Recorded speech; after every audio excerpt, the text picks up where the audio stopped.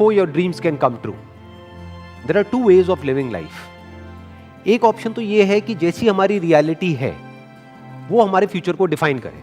For example, आज आपकी current reality ये है, इस लेवल पे है, आपके पेरेंट्स ने यहां तक अचीव किया है, तो अगर उसके बेस पे आपका फ्यूचर डिसाइड होगा तो मैक्सिमम वहां से आप यहां तक सोच सकते हो. आपके पेरेंट्स भी यहां से यहां तक सोच सकते हैं, उससे ऊपर नहीं सोच सकते. बट अगर हम चाहते हैं कि हमारा जो फ्यूचर है वो प्रेजेंट से और पास्ट से बिल्कुल अलग हो, तो उसके लिए ड्रीम्स की जरूरत है, उसके लिए इमेजिनेशन की जरूरत है कि वो इमेजिनेशन आपको भगाए, ना कि आपकी जरूरतें या आपकी मजबूरियां आपको भगाए. और इमेजिनेशन की खास बात क्या है? आपके हाथ में पूरा कंट्रोल है कि आप कहां तक सोच सकते हो, आप कहां तक इमेजिन कर सकते हो. उसका आपकी रियलिटी से कोई कनेक्शन नहीं है. हो सकता है आप एक ऐसे बैकग्राउंड से हो जहां से कि वो इमेजिनेशन दूर दूर तक मैच नहीं हो रही है. और उसका सबसे बड़ा एग्जाम्पल कौन है? Doctor APJ Abdul Kalam. पहले तो एक इतने छोटे से गांव से निकल करके एक इतना बड़ा साइंटिस्ट बनना, और उसके बाद में भी इस कंट्री के प्रेसिडेंट बनना. लाखों करोड़ों स्टूडेंट्स के लिए वो एक आइडल हैं आज भी. अगर जिस बैकग्राउंड से वो आए, जो उनकी रियलिटी थी, अगर उसके बेस पे उनका फ्यूचर डिसाइड होता तो कभी भी वो इसका 1% भी अचीव नहीं कर पाते जो उन्होंने अचीव किया. लेकिन जो भी कुछ उन्होंने अचीव किया वो किया अपनी ड्रीम्स के बेस पर. और अगर ध्यान से उनकी लाइफ को ऑब्जर्व करोगे तो कभी भी उनका सपना ये नहीं रहा कि मुझे ये पाना है, मुझे वो पाना है, मुझे वो पाना है, मुझे वो पाना है, क्योंकि ये सपना तो आपको भिखारी बना देता है. उनका सपना हमेशा से ये रहा है कि मुझे ये करना है, मुझे ये करना है, मुझे ये करना है, मुझे ये करना है, अब ये कर लिया, अब ये करना है, अब ये कर लिया, अब मुझे ये करना है, अब ऐसे कंट्रीब्यूट करना है, अब ऐसे शेयर करना है. इनफैक्ट एक आदमी की असली पहचान इससे नहीं होती कि उसको कितना मिला है, क्योंकि अगर इसी से होती तो सबसे ज्यादा लाइफ में किसको मिलता है? एक भिखारी को. पूरी जिंदगी सिर्फ मिलता ही मिलता है. तो एक आदमी की असली पहचान इससे नहीं होती कि उसको कितना मिला है, बल्कि इससे होती है कि उसने क्या दिया है. तो अगर उनकी लाइफ को आप ध्यान से ऑब्जर्व करोगे तो आप एक ही चीज नोट करोगे कि उन्होंने सिर्फ दिया ही दिया है. बड़ी सिंपल लाइफ जी है उनकी लाइफ को. अगर आप ऑब्जर्व करोगे, बहुत ही simple life, down to earth life. और लाइफ का सिर्फ एक ही मिशन रहा है कि किस तरीके से मैं कंट्रीब्यूट कर सकता हूं, किस तरह से जो आने वाली जनरेशन है उसको इंस्पायर किया जा सकता है, किस तरह से बच्चों के अंदर जो एक स्पार्क है जो हर बच्चे में होता है, उस स्पार्क को इग्नाइट किया जा सकता है. यही उनकी पूरी लाइफ का मिशन रहा है. ऐसी लाइफ कैसे पॉसिबल हो पाई? On the basis of dreams, on the basis of imagining the future as he wanted.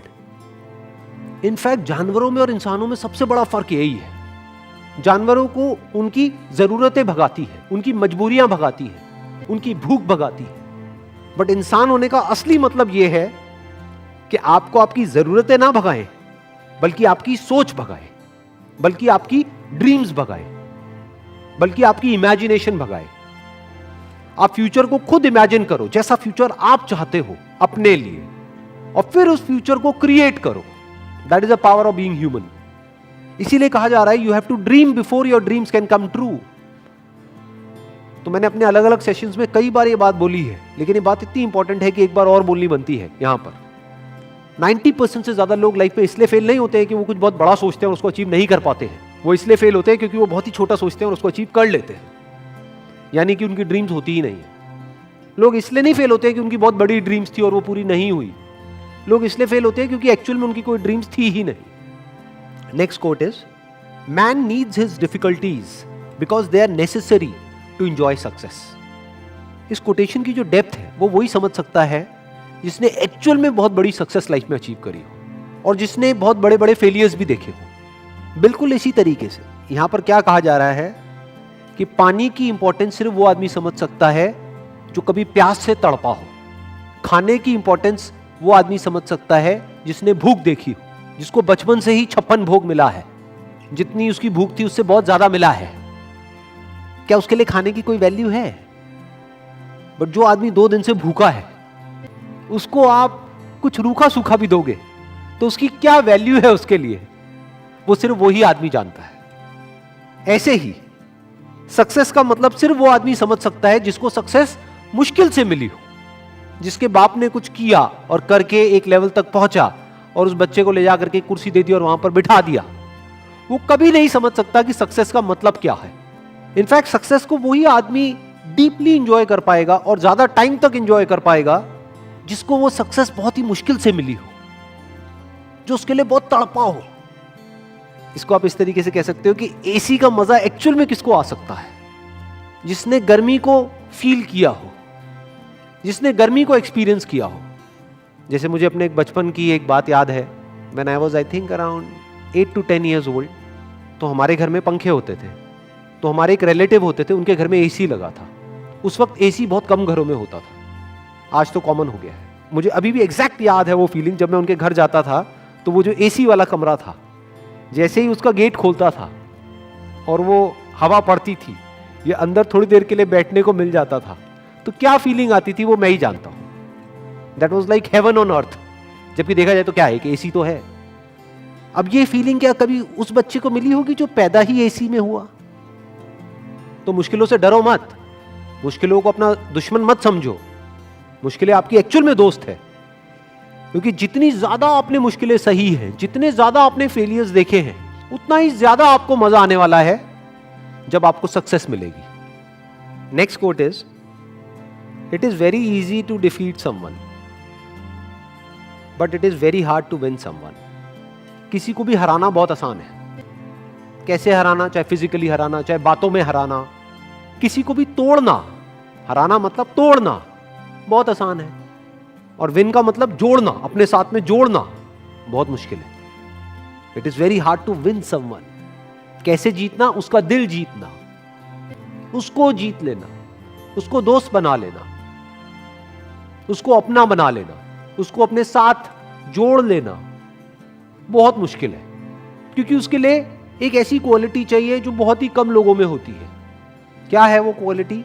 Patience. बहुत पेशेंस चाहिए। जैसे आपके घर में कोई पौधा है, उसको तोड़ना कितना आसान है। उसको पकड़ो और जड़ से उखाड़ दो और फेंक दो, बट उसको पालना कितना मुश्किल है। रोज पानी देना होगा, ध्यान रखना होगा, कहीं कीड़े तो नहीं लग रहे, तो खाद डालनी होगी, उसको सनलाइट देनी होगी प्रॉपर, ना ज्यादा ना कम। मतलब कितना एफर्ट है। उस पौधे का ध्यान रखना कितना मुश्किल है।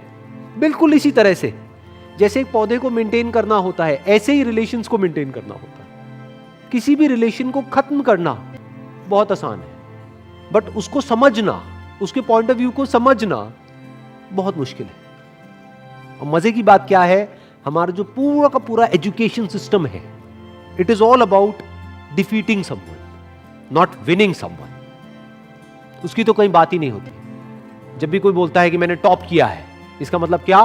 कि बाकी सबको मैंने पीछे छोड़ दिया है। देखो मेरे को ये मेडल मिला है, गोल्ड मेडल मिला है। क्यों? क्योंकि मैं रेस में फर्स्ट आया हूं। मतलब क्या? मैंने बाकी सबको हरा दिया है। I have defeated everyone else.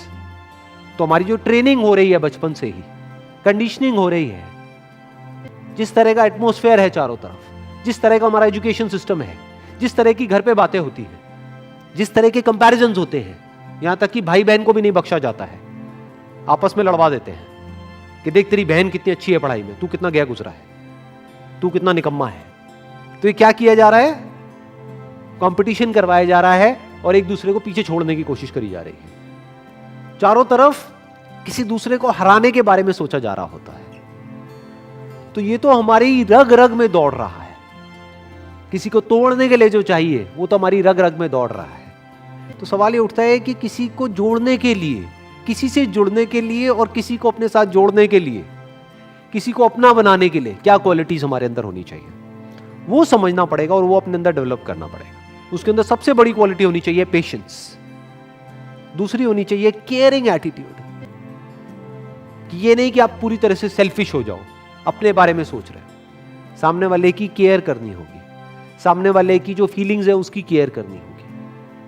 अगर दूसरे वे में देखा जाए तो एक तरफ से क्या हो रहा है, जब आपने किसी को हराया तो जिंदगी भर के लिए आपको एक दुश्मन मिल गया, क्योंकि अब वो मौका ढूंढेगा आपको हराने का, और आज नहीं तो कल आपको हराएगा, वो किसी भी तरीके से आपको हराएगा। तो आपको क्या मिला? किसी को हरा करके एक जीत मिली छोटी सी, लेकिन जिंदगी भर के लिए एक दुश्मन मिल गया। दूसरी तरफ से अगर किसी को हमने अपना बना लिया, तो अगर हम किसी वजह से हार भी गए on a temporary basis because of some reason, तो वो हार बहुत छोटी है उसके आगे जो एक्चुअल में हमको मिला है।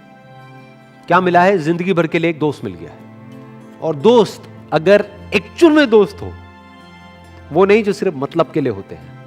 दोस्ती अगर असली दोस्ती हो तो उसकी वैल्यू पैसे में आंकी नहीं जा सकती, या ये कह लो उसकी कोई वैल्यू ही नहीं। That is priceless. देखो ध्यान से समझो क्या हुआ कि जब भी आप किसी को हराते हो तो याद रखना, आपको लग रहा है कि आपने उस एक को हराया है तो मेरा एक ही दुश्मन बना। अरे आपका एक दुश्मन नहीं बना है, उसके सारे दोस्त भी तो आपके दुश्मन बन गए। तो अब आपका एक दुश्मन नहीं है। अगर इस आदमी के 1000 दोस्त हैं तो अब आपके 1001 दुश्मन है। दूसरी तरफ से अगर आपने किसी को अपना बना लिया है या एक दोस्त बनाया है तो यह मत समझो आपने एक दोस्त बनाया है। अगर इस आदमी के 1000 दोस्त हैं तो अब आपका एक दोस्त नहीं है, अब आपके 1001 दोस्त हैं। इसको दूसरे वे में भी बोला जा सकता है कि जिसकी आदत बन जाती है दूसरों को जीतने की तो पूरी दुनिया उसकी दोस्त बन जाती है, और दूसरी तरफ से जिसकी आदत है सिर्फ दूसरों को नीचे गिरा करके खुद ऊपर उठने की या दूसरों को हरा करके खुद जीतने की, उसकी पूरी की पूरी दुनिया ही दुश्मन है। आज नहीं तो कल उसको ये समझ आ जाएगा, पूरी दुनिया उसके अगेंस्ट हो जाएगी। और इस तरफ से अगर किसी के अंदर ये क्वालिटी है तो पूरी दुनिया उसके साथ में आकर के खड़ी हो जाएगी। और इसमें सबसे बड़ा एग्जाम्पल है वो जहां से कि ये कोटेशन आ रही है, यानी कि डॉक्टर एपीजे अब्दुल कलाम। चाहे कोई भी आदमी हो, किसी भी रिलीजन का हो, किसी भी कंट्री का हो, सब उनकी रिस्पेक्ट करते हैं। ऐसा कैसे हो पा रहा है? इसका मतलब यह है कि उन्होंने सबका दिल जीत लिया है।